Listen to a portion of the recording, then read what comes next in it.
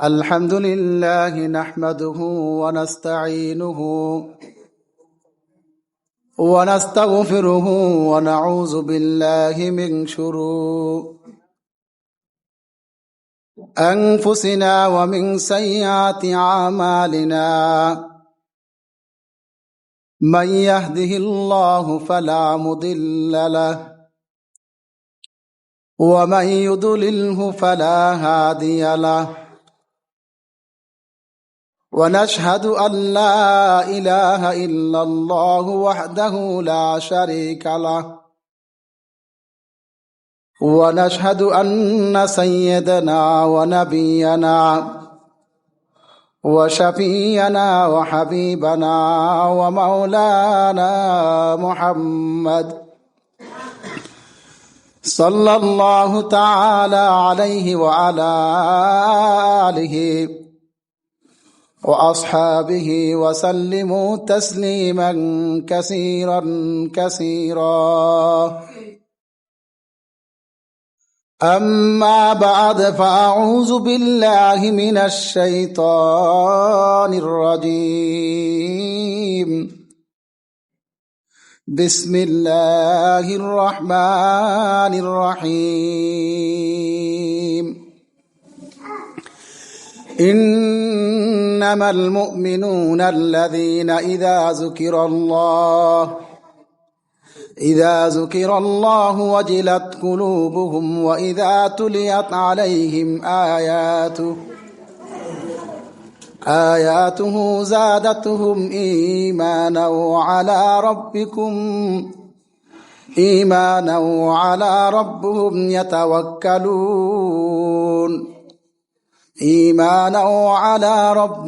يتوكلون وقال النبي صلى الله عليه وسلم من قرأ القرآن فحل حلاله وحرم حرامه فدخله الله الجنة أو كما قام عليه الصلاة والسلام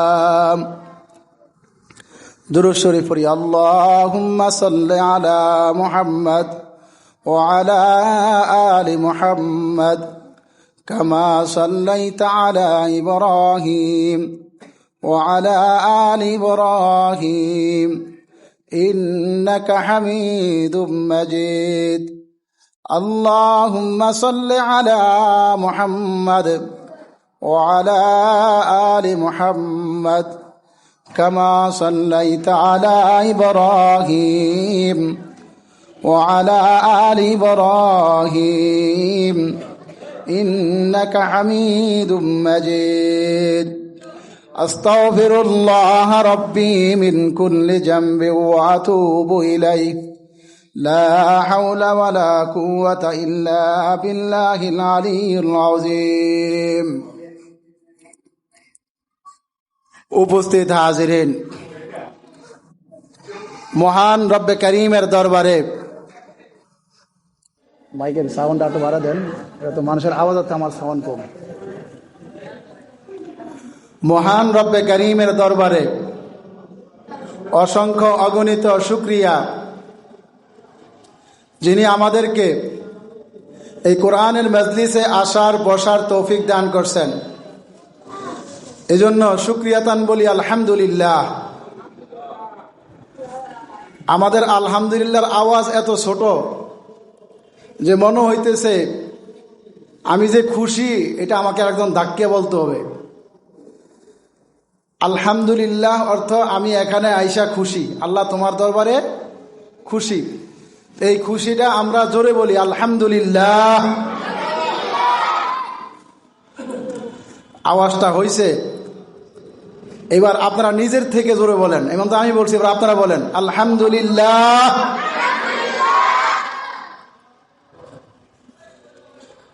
আল্লাহ তাআলা বান্দাকে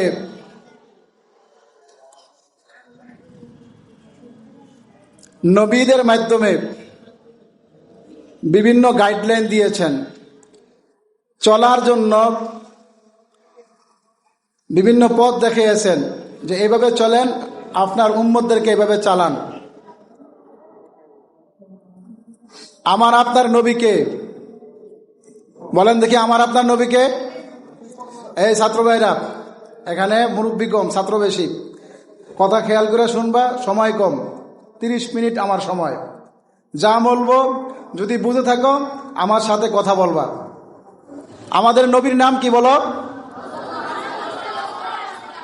জোরে বলবা, আমাদের নবীর নাম। আমাদের নবী যেই রেসালাত নিয়ে আসছেন, আমাদের নবী আমাদের জন্য যেই পয়গাম নিয়ে আসছেন, যেই ওহী নিয়ে আসছেন, এই ওহী, এই পয়গামের নাম কি বলো? আল কোরআনুল, আরো জোরে বলো, আল কোরআনুল। আমাদের গাইডলাইন কি? আল কোরআনুল, আল কোরআনুল করিম। এই আল কোরআনুল করিম আমাদেরকে পথ দেখাবে। কিসের পথ দেখাবে? জান্নাতের পথ। কিসের পথ বলো? কিসের পথ দেখাবে? জান্নাতের পথ দেখাবে। কোরআন শরীফ আমাদেরকে জান্নাতের পথ দেখাবে।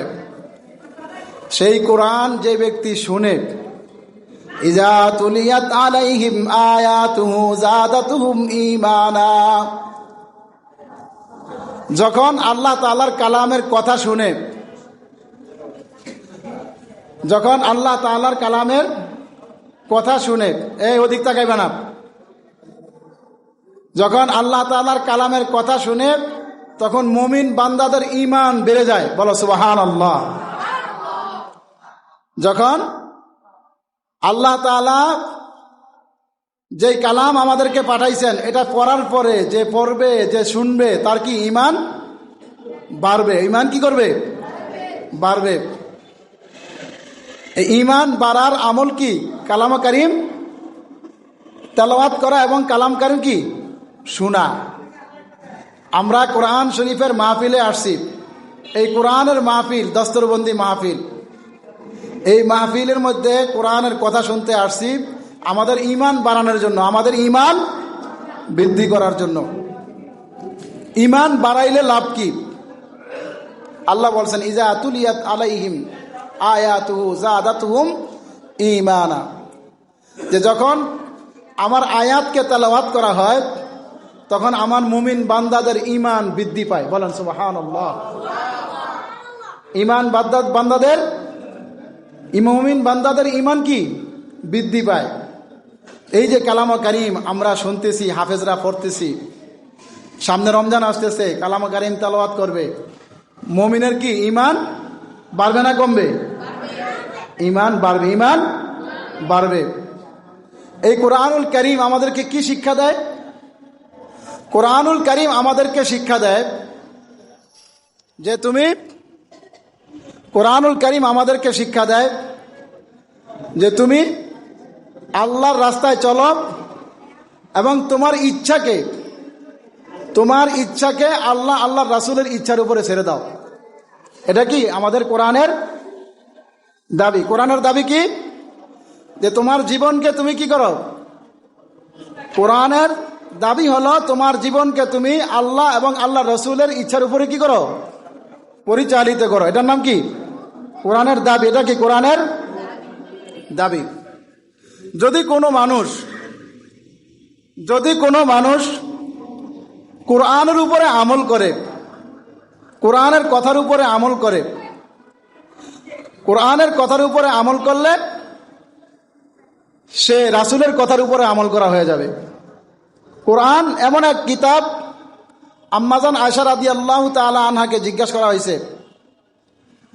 যে আম্মাজান আয়েশা, আপনি রাসূল সাল্লাল্লাহু আলাইহি ওয়াসাল্লামের জীবনী সম্পর্কে আমাদেরকে কিছু বলেন। আম্মাজান আয়েশা বলেন যে তুমি কি কোরআন পড়ো না? কোরআন হলো রাসূলের জীবনী। বলেন সুবহানাল্লাহ। কোরআন হলো রাসূল সাল্লাল্লাহু আলাইহি ওয়াসাল্লামের জীবনী। এক সাহাবা আয়েশা বলতেছেন, ইয়া রাসূলুল্লাহ, আমি কিভাবে আমল করলে জান্নাত পাবো?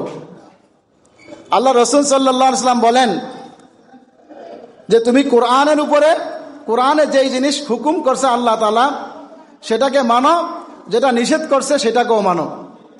নিষেধ করছে সেটা করবা না, আর যেটা আদেশ করছে সেটা কি করবা? তুমি পালন করবা। এই আদেশ এবং নিষেধ উভয়টাই কি? ইবাদত। উভয়টাই কি? আল্লাহর নিষেধ পালন করা কি? ইবাদত। এবং আল্লাহ তাআলার হুকুম পালন করা কি? আমার কথা বুঝে আসছেনি? আল্লাহর কথা পালন করো কি?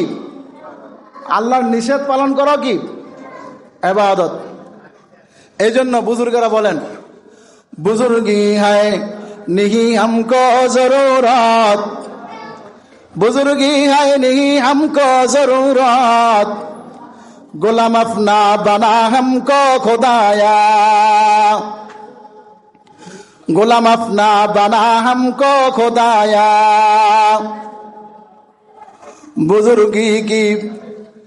बुजुर्गी गए नफ्स की ख्वाहिश है खुदा, तकब्बर से बचा हमको खुदाया, तकब्बर से बचा हमको खुदाया। जैसे चाहे तू दे मालो दौलत, जैसे चाहे तू दे मालो दौलत, मुझे मुस्ते इबादत कर खुदाया, मुझे मुस्ते इबादत कर खुदाया। ও আল্লাহ, আমার কোনো বুজুর্গির দরকার নাই। ও আল্লাহ, আমার কোনো বুজুর্গ মানুষ আমাকে বুজুর্গ বলো সেটা দরকার নাই। তুমি যদি আমাকে গোলাম বলো সেটাই আমার দরকার। তুমি যদি আমাকে গোলাম হিসাবে কবুল করে নাও, তুমি যদি আমাকে তোমার ওলি হিসাবে কবুল করে নাও, তুমি যদি তোমার বন্ধু হিসাবে কবুল করে নাও, সেটাই হবে আমার জীবনের সবচেয়ে চাওয়া পাওয়া। এজন্য বুজুর্গ হওয়া, বুজুর্গ হওয়া, আল্লাহর ওলি হওয়া, আল্লাহর দোস্ত হওয়ার চেয়ে আল্লাহর গোলাম হওয়া বেশি ভালো। আল্লাহর গোলাম হওয়া বেশি কি ভালো।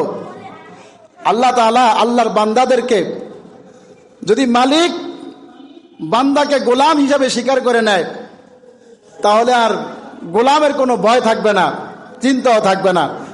গোলাম মালিক চাইবে না গোলাম জাহান্নামে জ্বলুক। এই জন্য বুজুর্গ বলেন, বুজুর্গি হাই নেহি হামকো জরুরত, গোলাম আপনা বানা হামকো খুদায়া। আল্লামা হাবিবুল্লাহ মেজবা রহমতুল্লাহ আলাই নোয়াখালীর অনেক বড় বুজুর্গ আলেম ছিলেন, তাফসিরবিদ ছিলেন। উনি বলতেন, মাদ্রাসার ছাত্ররা হলো জন্মগত ওলি। এই ছাত্ররা তুমি অধিক তাকাও কেন, অধিক কেন তাকাও? আর আপনারা এইভাবে যদি চলাফেরা করেন তাহলে এখানে আর মাহফিলের মজলিস থাকে না। এটা মাহফিলের, এটা কোরআনের মজলিস। একজন কথা বলতেছে, এর পাশে কোনো সাহিত্য করা যাবে না। কি বলেন, কথা ঠিক কিনা? আপনারা এটাকে মজলিসের সম্মান করেন।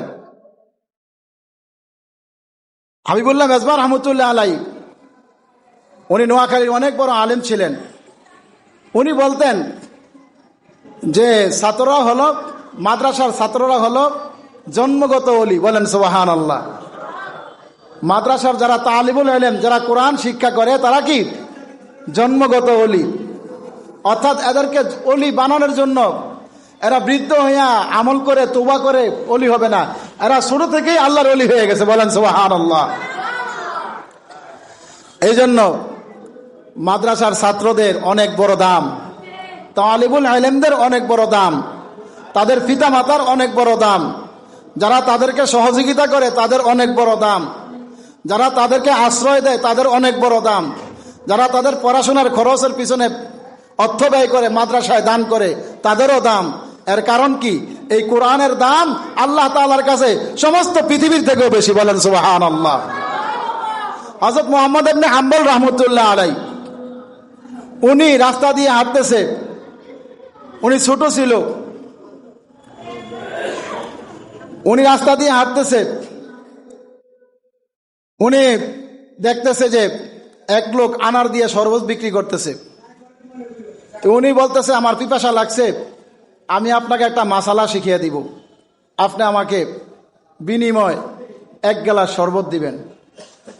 উনি বলতেছে যে টাকা দিয়ে শরবত কিনা হয়, মাসলা মাসাল দিয়ে শরবত কিনা হয় না। আমাদের দেশে আলহামদুলিল্লাহ হুজুর বেশি, এই জন্য হুজুরের দাম কম। আগার সবে কদর হামা কদর বুদে, সবে কদর বেকদর বুদে। যেই জাতির কাছে যেই জিনিস বেশি, ওই জিনিসের দাম ওই জাতির কাছে কম। কি বলেন, কথা ঠিক কিনা? আপনি দেখেন আরব আমিরাতে, দুবাই, সৌদি আরবে তেলের থেকে পানির দাম বেশি, ওই দেশে তেলের দাম কম, কারণ তেল বেশি, পানি কম, মিঠা মিঠা পানি কম। আমাদের দেশে তেলের দাম বেশি, আমাদের দেশে হুজুর বেশি, এই জন্য হুজুরের দাম কম। কি বলেন, কথা ঠিক কিনা? এই জন্য হুজুরের দাম কম। এই হুজুরের দাম কম এই কারণে এখানে মাসালা সস্তা। দেখবেন হুজুর মাসালা করার আগেই 2-4-5 জনে ফাঁসের থেকে বলে, আর এটা তো মাসালা, এটা তো জানি, কারণ হুজুর বেশি। তো যেখানে হুজুর নাই, একটা মাসালা শিখার জন্য মানুষ 10 মাইল 20 মাইল হাইটা গিয়া একটা মাসালা শিক্ষা করতেন, একটা হাদিস শিক্ষা করতেন, একটা কোরআনের তাফসীর শিক্ষা করতেন। বলেন সুবহানাল্লাহ। আর আজকে আমরা ঘরের পাশে মাদ্রাসা, ঘরের পাশে হুজুর, কাছে বেশি, এই জন্য আমরা আমল করি না, অথচ এটা অনেক দামি জিনিস।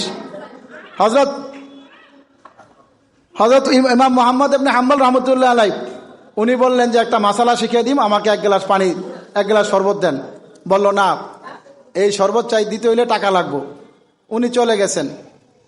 এই লোক শরবত বিক্রি করতে করতে অনেক বড় পয়সাওয়ালা হয়ে গেছে। আর এদিকে ইমাম ইমাম মুহাম্মদ ইবনে হাম্বল লেখাপড়া করতে করতে অনেক বড় ইমাম হয়ে গেছে। আর এই লোকের স্ত্রী ছিল একজন সুন্দরী, স্ত্রীর একটাই মাত্র মেয়ে। এই মেয়েটাকে বিবাহ দেওয়ার জন্য সে মেয়েটাকে বলতেছে যে, তুমি যদি মেয়েকে ভালোবাসো তাহলে তুমি মেয়েকে বিবাহের মধ্যে কি উপহার দিবা? বলল যে, তোমার মেয়েকে আমি বিবাহতে কি উপহার দিব? সবচেয়ে দামি জিনিস দিব। না, এটা দাও। কয়টা আচ্ছা দামি আছে, ওটা দাও। বলে আচ্ছা দামি আছে।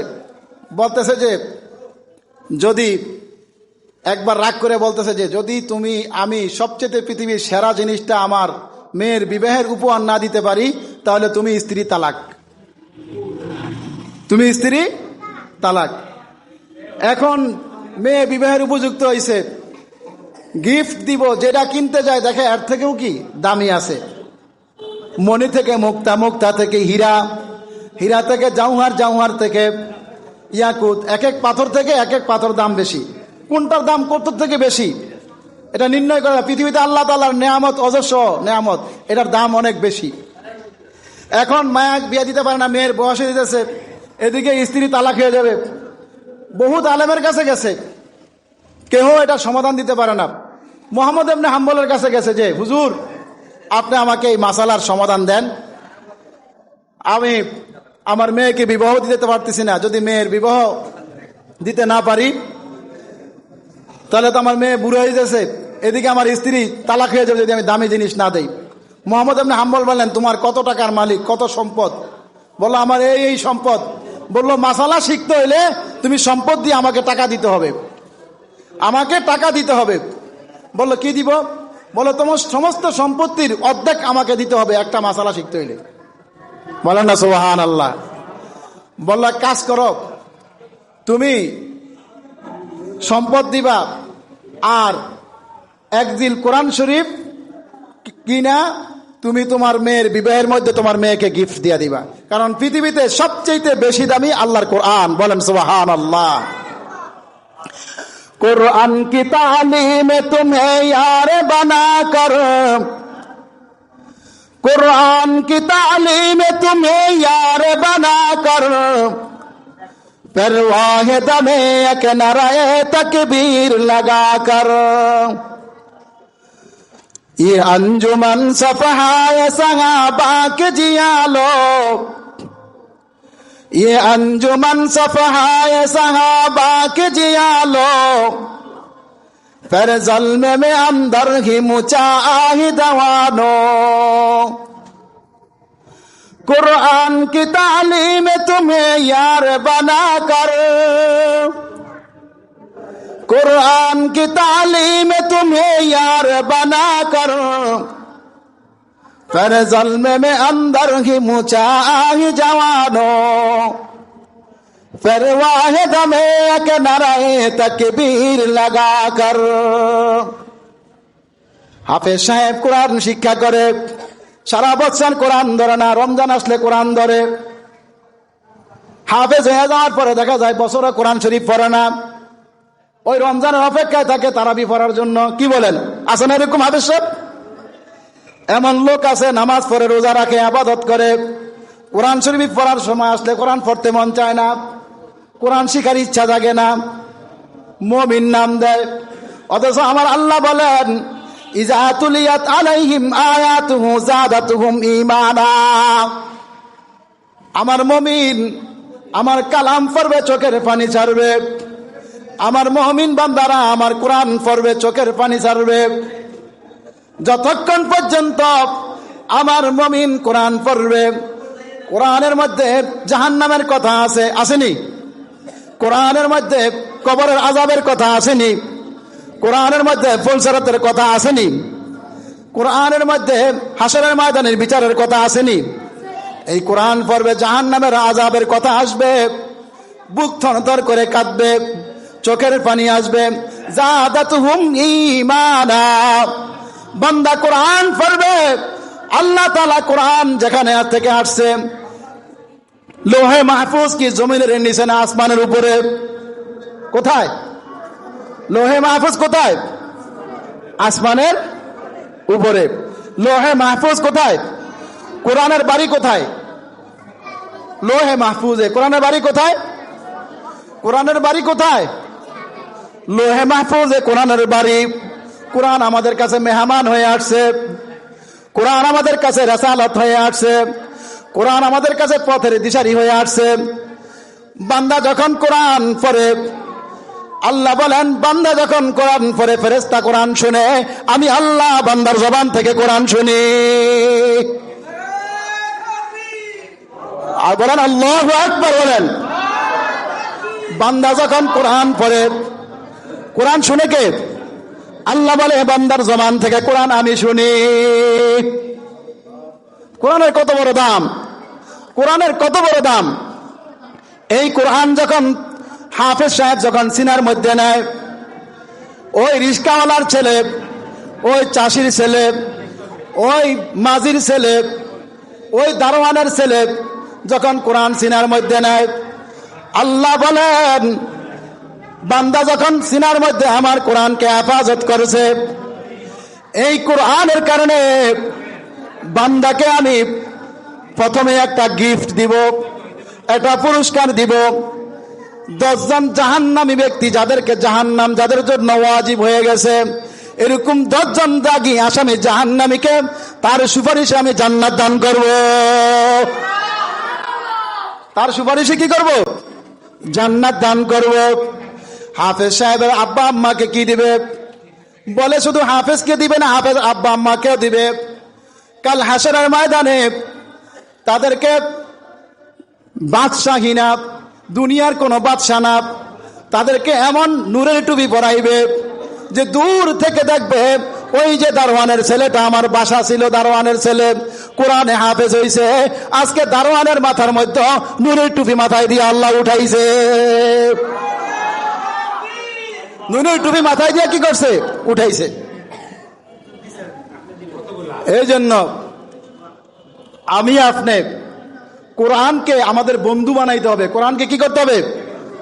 বন্ধু বানাইতে হবে। যদি কেউ কোরআনকে বন্ধু বানায়, কোরআন এমন এক কিতাব যার সাথে লাগে সেই দামি হয়ে যায়। বলেন সুবহানাল্লাহ। মান্দার গাছ দিয়া কি বানায়? বিভিন্ন কম দামা কদম কাঠ দিয়া রেল বানায়। কোরআনের সাথে লাগার কারণে ওই কম দামা কাঠের দাম বেড়ে যায়। পায়ের সাথে লাগে মুমিন চুমা দেয়, কাঠকে চুমা দেয়। কি বলেন, কথা ঠিক কিনা? কম দামা পলিস্টার কাপড় 30-40 টাকা দামের গজের কাপড় দিয়া গিলাপ বানানো হয়। ওই কোরআনের সাথে লাগার কারণে ওই গিলাপটা পায়ে লাগলে সুমান করে। কি বলেন, কথা ঠিক কিনা? এটা কিসের কারণে? কোরআনের কারণে।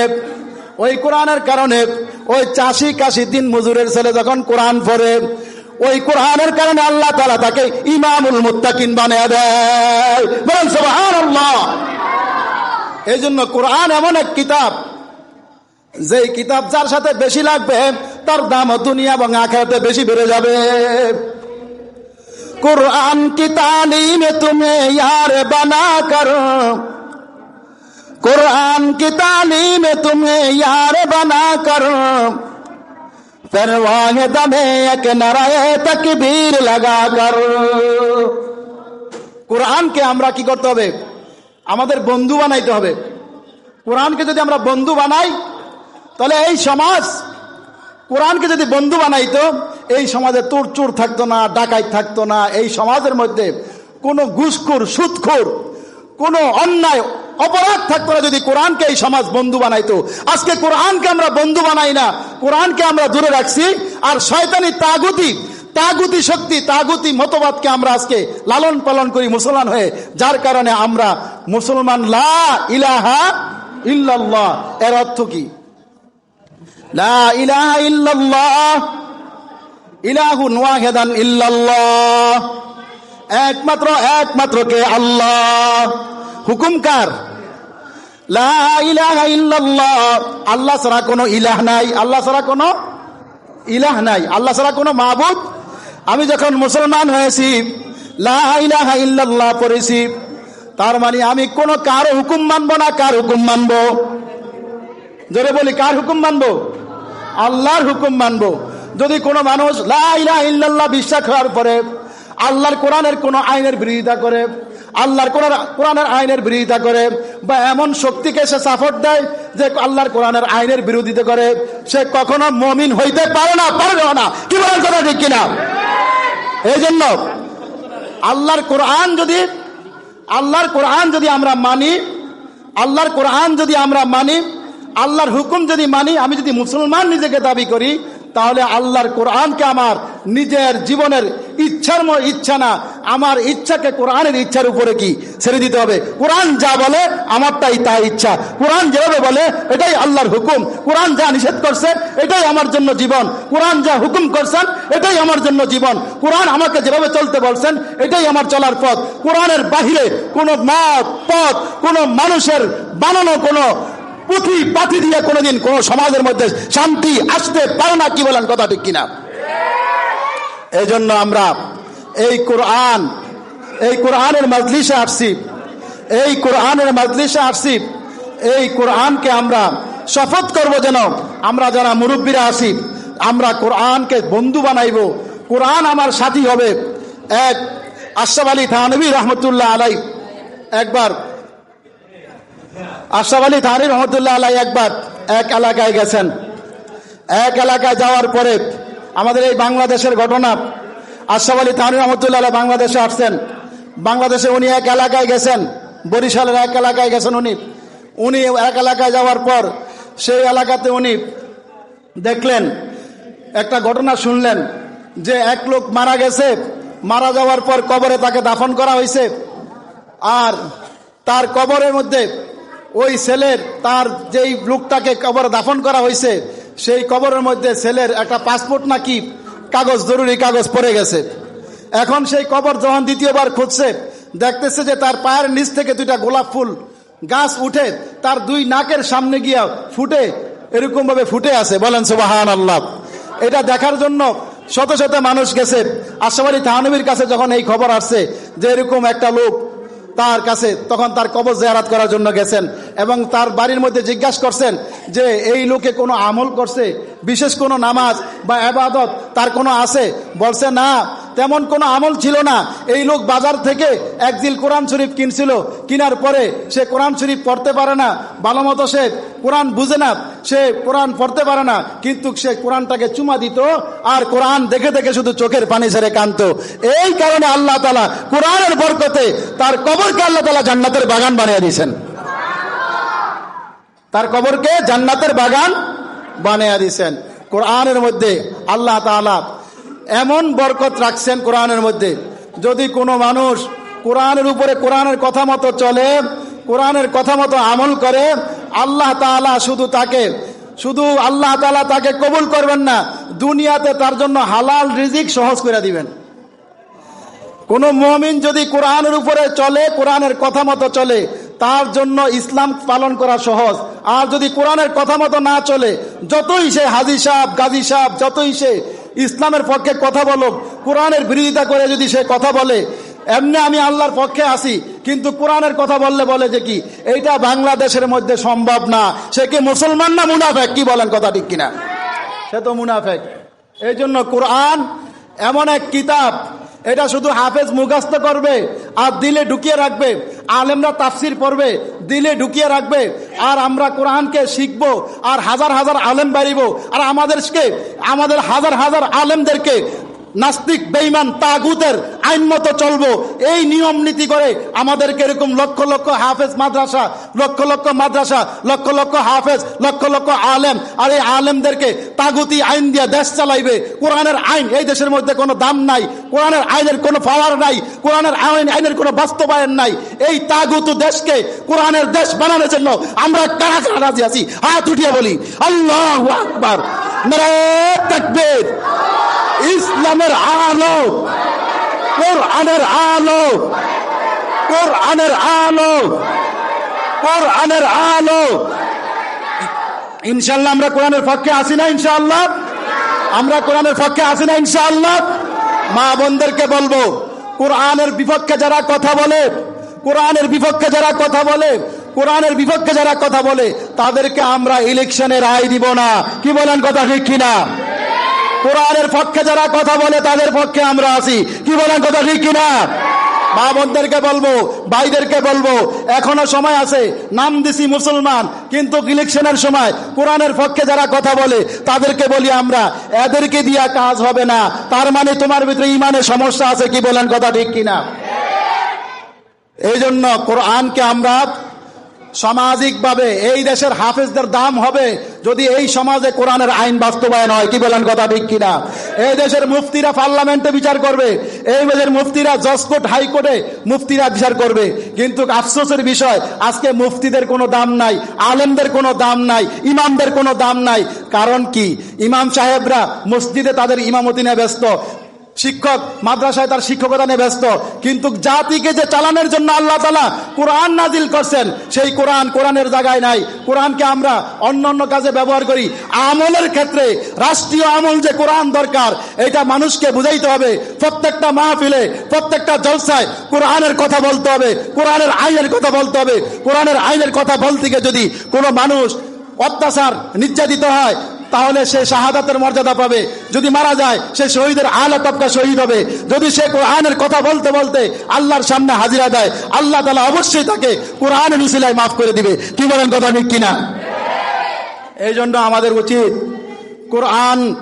কোরআন আজকে এই কোরআনের মাহফিল, একজন হাফেজ সাহেব, দুইজন হাফেজ সাহেব কোরআন শিখছেন, সিনাই নিছেন, কিন্তু তার এই সিনাই নিছে কেন?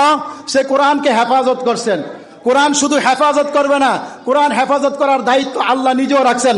আল্লাহ বলেন, ইন্না নাহনু নাযালনা যিকর ওয়া ইন্না লাহু লাহাফিজুন। আমি কোরআন নাজিল করছি, আমি কোরআন হেফাজত করব। আজকে এই চাষির ছেলে, দারোয়ানের ছেলে, এই ইঞ্জিনিয়ার ছেলে, ডাক্তারের ছেলে কোরআনকে হেফাজত করতেছেন। কি বলেন, কথা ঠিক কিনা? আলেমদের ছেলে, আলেমরা কোরআনকে হেফাজত করতেছেন। কি বলেন, কথা ঠিক কিনা? এটা কার কুদরত? এটা আল্লাহ তাআলার কুদরত। আল্লাহ কোরআনকে হেফাজত করতেছেন। কিন্তু কোরআনকে হেফাজত করা এক জিনিস, আর কোরআনের উপরে আমল করা এক জিনিস। কোরআন হেফাজত করে বুকে রেখে দিলাম আর তাগুতি শক্তিকে আমি সাপোর্ট করলাম, এটা কোরআন হেফাজত করার মানি না। কোরআন হেফাজত করার মানি হলো কোরআনকে রাষ্ট্র থেকে শুরু করে নিজের ব্যক্তি জীবন পর্যন্ত কোরআনের আমলকে বাস্তবায়ন করার নাম হলো কোরআনের হেফাজত। কি বলেন, কথা ঠিক কিনা? আজকে আমাদের আফসোস, আজকে লক্ষ লক্ষ মাদ্রাসা, কোটি কোটি আলেম, লক্ষ লক্ষ মসজিদের মধ্যে মিনারাতে আযান হয়, 5 ওয়াক্ত নামাজ হয়, কিন্তু এই দেশে কোরআনের বিধানের কোনো বাস্তবায়ন নাই। এটা আমাদের জন্য সবচেয়ে বদনসিব। কি বলেন, কথা ঠিক কিনা? আমাদের এই সমাজ যেই দিন কোরআনের বিধান মানবে, যেই দিন রাষ্ট্র কোরআনের কথা শুনবে, যেই দিন সমাজ কোরআনের কথা শুনবে, যেই দিন হাইকোর্টে বিচার হবে কোরআনের আইন মতে, যেই দিন জজ কোর্টে বিচার হবে কোরআনের আইন মতে, মনে রাখবেন ওই দিন আল্লাহ তাআলা কোরআনের বরকতে ওই দিন এই সমাজের জমিনকে উর্বর করে দিবে, আসমানের দরওয়াজা খুলে দিবে। এই সমাজের মধ্যে আল্লাহ তাআলা শান্তি শৃঙ্খলার আল্লাহ তাআলা জারি করে দিবে। যদি কোরআন আল্লাহ তাআলার এই সমাজে জারি হয়, আল্লাহ তাআলা আসমান থেকে আল্লাহ তাআলার রহমত দ্বারাই এই সমাজকে নূরান্বিত করে দিবেন। এই জন্য কোরআনের উপরে আমল করতে হলে দুইটা কাজ। এক নম্বরে কোরআন শরীফ বেশি বেশি তেলাওয়াত করতে হবে। হাফেজ সাহেব তেলাওয়াত করছে, হাফেজ হইছে। আমাদের প্রত্যেকটা মা বোনদের জন্য দরকার, প্রত্যেকটা বাবা মার জন্য দরকার, প্রত্যেকটা ভাই বেড়াদের জন্য দরকার। আমি অফিসে যাই, চাকরি করি, ব্যবসা করি, যা কিছু করি, আমি আমার কোরআনকে বন্ধু বানাবো। কারণ কোরআন এমন এক আমল, আল্লাহ নিজে বলছেন যে ওয়াতাসিমু বিহাবলিল্লাহি জামিআন ওয়া লা তাফাররাকু। আমি তোমার কাছে এমন এক রশি পাঠাইছি, আমি তোমার কাছে এমন এক শিকল পাঠাইছি, আমি তোমার কাছে এমন এক ভিত পাঠাইছি যেটা তুমি শক্ত করে ধরো। সকলে মিলে ওয়ালা তাফাররাকু, কোরআনের আমলের মধ্যে কোনো ইখতিলাফ করো না, যেটা না সেটা, সেটা না এটা, সকলে মিলে কোরআনকে ধরো। আর এই কোরআন তোমাকে জান্নাতে নিয়ে যাবে। বলেন সুবহানাল্লাহ। কোরআন কোথায় নিয়ে যাবে? আমাদেরকে জান্নাতে নিয়ে যাবে। কোথায় নিয়ে যাবে কোরআন? কোরআন আমাদেরকে জান্নাতে নিয়ে যাবে। কোরআন এই পৃথিবীর শান্তির জন্য কি প্রয়োজন, কিয়ামত পর্যন্ত এই পৃথিবীর শান্তির জন্য কি প্রয়োজন, এটা আমার কোথায় আছে? এই কোরআনে আছে। কোথায় আছে? এই কোরআনে আছে। কোরআন এমন এক কিতাব, যেই কিতাব মানুষকে সর্বযুগে সর্ব অবস্থায় কিয়ামত পর্যন্ত প্রত্যেকটা মানুষকে, যত রকেট আবিষ্কার হোক, বিমান আবিষ্কার হোক, যত কিছু আবিষ্কার হোক, এই সব কিছুর থেকে এগুলি যা জ্ঞান আছে, এই সমস্ত কিছু, রকেটের জ্ঞান, বিমান বানানোর জ্ঞান, যত ডাক্তারি জ্ঞান, যত জ্ঞান আছে, সমস্ত জ্ঞান থেকে কোন জ্ঞান বেশি দামি? কোরআনের জ্ঞান। কোরআনের জ্ঞান কোন জ্ঞান? যেই ডাক্তারের ভিতরে কোরআনের জ্ঞান নাই, আল্লাহর ভাষায় সে পরিপূর্ণ শিক্ষিত না। যে ইঞ্জিনিয়ারের ভিতরে কোরআনের জ্ঞান নাই, সে পরিপূর্ণ শিক্ষিত না আল্লাহর দরবারে। যে ইঞ্জিনিয়ার হয়েছে এবং কোরআন বুঝে, সে হলো প্রকৃত জ্ঞানী। কি বলেন, কথা ঠিক কিনা? যে ডাক্তার হয়েছে, তার ভিতরে কোরআনের ইলম আছে, কোরআনের জ্ঞান শিক্ষা করছে, সে কোরআন পড়তে পারে, কোরআন বুঝে, সেই ব্যক্তি হলো প্রকৃত জ্ঞানী। এই জন্য প্রকৃত জ্ঞান হলো ইলমে ওহীর জ্ঞান। এই জ্ঞান আমাদের সমাজের মধ্যে আল্লাহ তাআলা বাস্তবায়ন করার জন্য আমাদের সকলকে মেহনত করা এবং প্রচেষ্টা করা, আমাদেরকে কোরআনের জন্য নিজের জীবনকে উৎসর্গ করার তৌফিক দান করুন। ওমা আলাইনা ইল্লাল বালাগ।